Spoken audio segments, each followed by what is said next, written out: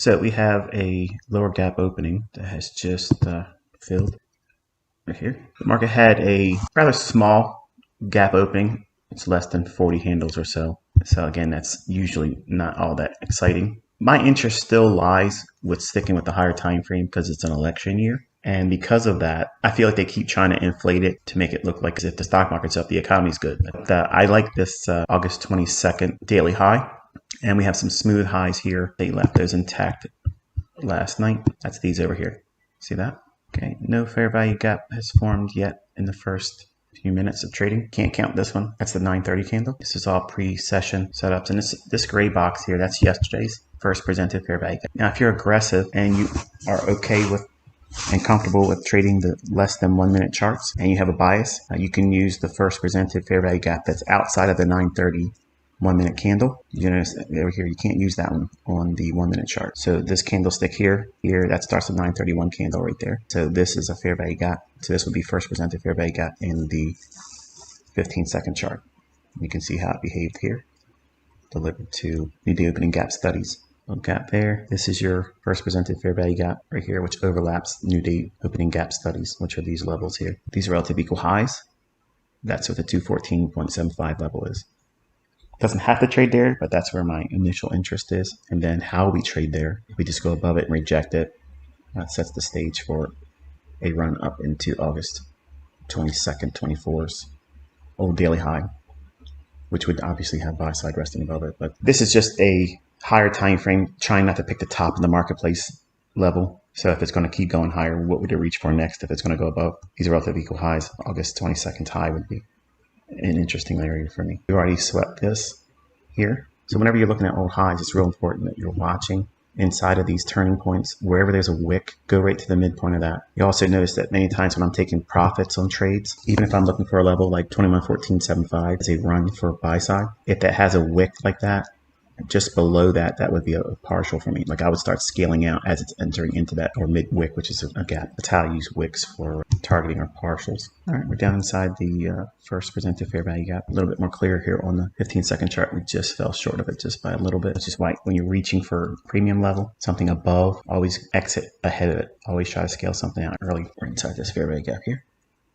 Not that we discard entirely the 930 if there is a fair value gap there. It's just I like to do the first presented fair value gap that's not on the 930 candle. If it wants to go higher, that first presented fair value gap, if it's bullish, we want to see it trade into it and treat it as an inversion fair value gap. Otherwise, if we break below this one here, this could be treated as an inversion fair value gap to trade lower. So we're inside of the fair value gap over here, first presented fair value gap. We want to see it maintain its ability to stay in here and then work towards this high. That's what I would like to see personally. Fell short of reaching into that 20,214.75 level. Traded all the way back down to the 930 fair value gap. We're inside of and now working the top of the first presented fair value gap, which formed on the 933 candle. We would want to see if it trades up above this high. We want to see it energetic speed, a lot of energy to get through that candlestick's wick midpoint or consequent encroachment. I personally want to see it just drive right on through 214.75 like it stole it. Like I want to see it just try to run away, because again, my interest lies with that level up there. And it's just, again, it's just a higher time frame draw. There's nothing saying it needs to go here. It's just, it would confirm to me that the higher time frame still is in very much a buy program, and sticking to intraday longs would be the more appropriate to trade it on that side of the market versus shorting with the highest leverage. All right, so we're making relative equal highs here. Trading back down into the first presented fair value gap. Okay, wicking down into consequent encroachment just to pass it a little bit. We have this wick in here.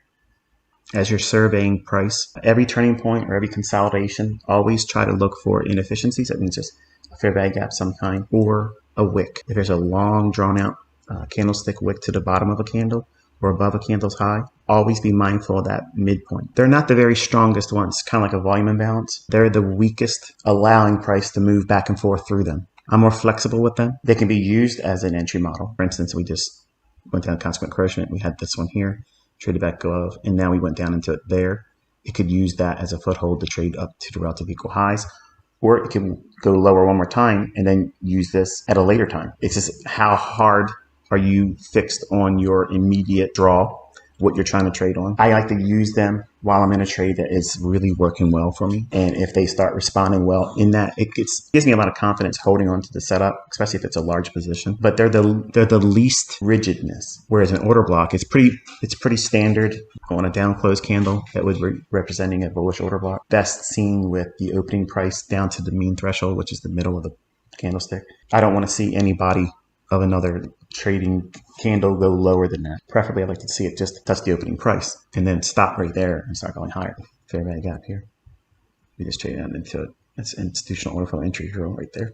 All right, so we just bumped the relative equal highs here, and we still haven't traded to the 20,214.75 level. You want to screenshot that, by the way, as I was talking about that volume imbalance. You can see how it behaved that way. Trading down to consequent encroachment of the first percent of the fair value gap. Traded back up and back down into that volume imbalance. See what the bodies are? That supports the volume imbalance. The wicks do the damage, it's fine. And rallied up to the relative equal highs. Over here, the middle pieces.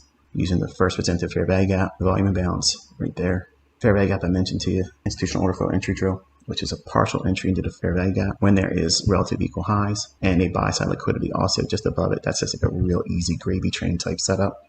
I would like to see it not lose ground and go below this fair value gap, these relative equal highs. And this is that wick that I had over here on this time frame. That's this candlestick's premium consequent encroachment. On a 5-minute chart, all of these candlesticks here is a wick. That's that one right there. Since we're above it now, we don't need to worry with it.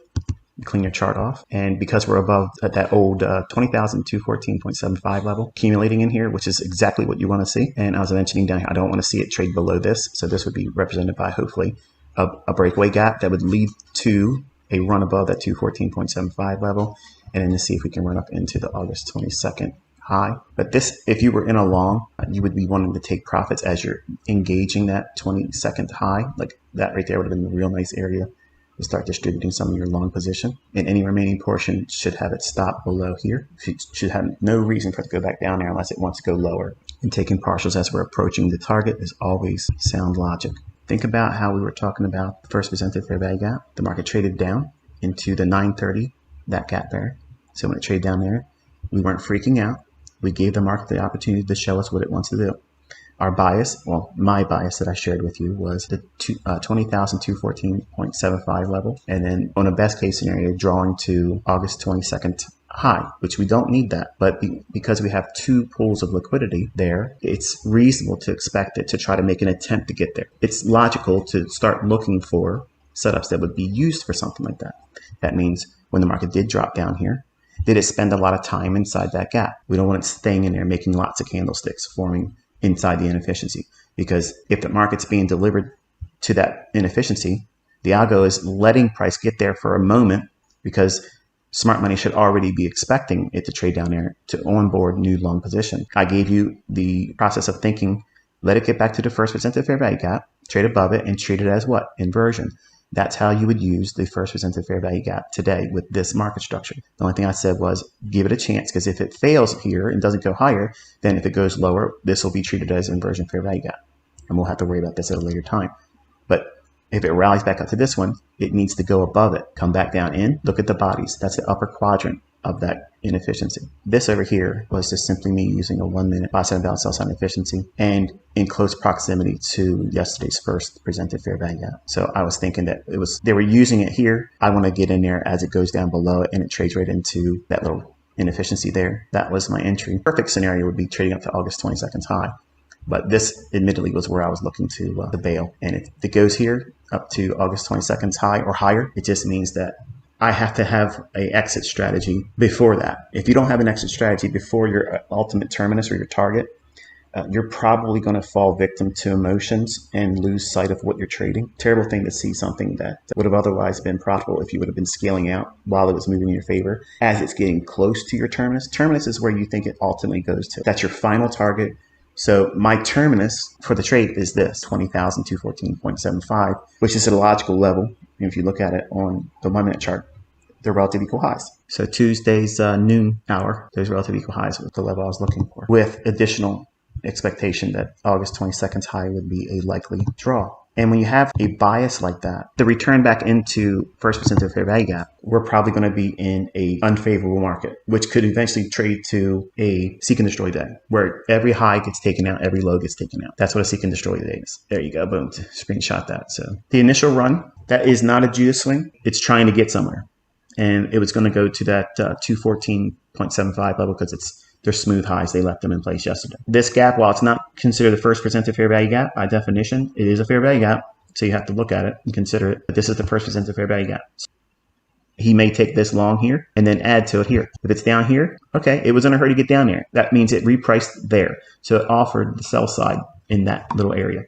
It did not spend a lot of time in it. These are 1 minute candles. So it went down, one more candle, and then on the third candle, it's leaving. Elvis has left the building. And while we're down here, I said we want to see if it's going to be bullish. It's going to trade up to the first percentile fair value gap, trade above it, and come back down in. Is that not what the chart shows here? Looking at that little inefficiency there, it says candles high, that candle's low. But here's the lower quadrant of that inefficiency here. Look at that. It spikes down with its wick. This drop back down in leaves the lower portion untouched. Yes, we traded to it here. Yes, we traded up through the lower quadrant through here. But what I said was when we were down here, it needs to trade up through it and go above it and come back down into it. So when it's diving down into it, you got to look at that. This is the first time it's using it as what? Inversion. So it's going to do what? In a perfect world, leave the lower half untouched. Well, it trades down to the lower quadrant, but it leaves the lowest portion open. That's exactly what you're looking for an inversion fair value gap. This is the signature that the algorithm is absolutely going to send it higher. It is absolutely telling you that that's exactly what you expect. Bodies stay where? In the upper half from that red level here up to the top at 20,179 to 184.75. The bodies are perfect if they're inside that range, which is the upper half of that orange box. That's represented by this candlestick's low and this candlestick's high. And then we use the upper quadrant level 2 and then sends it.